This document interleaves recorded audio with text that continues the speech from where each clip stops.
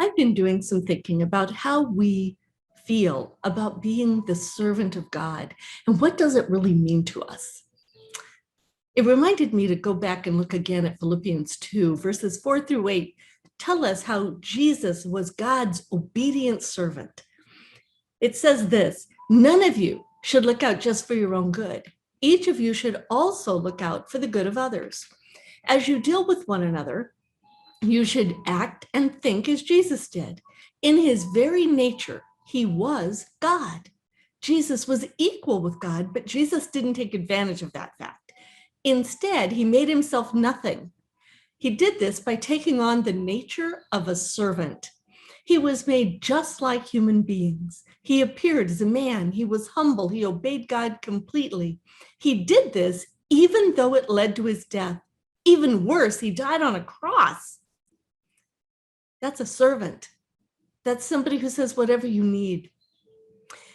Hamilton and Burr, early in our history, had that famous duel, but in the musical, you may have heard of people talking about, there is a song in it where they both sign notes to each other. I have the honor of being your obedient servant. I looked it up, and what you see behind me are a couple of the actual letters. They keep writing to each other and using the term, I'm honored to be your obedient servant, or always your obedient servant. As their arguments ramp up in this musical, they keep signing their letters to each other that way, but they're ramping up to this fatal duel to come where they're going to be pointing weapons at each other, leading to Hamilton's death. We know as followers of Jesus that we're to be his obedient servants. But does our use of the phrase look more like Hamilton and Burr or more like Jesus?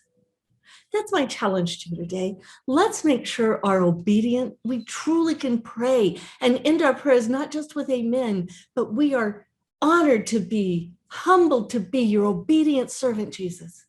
Use us for what you will.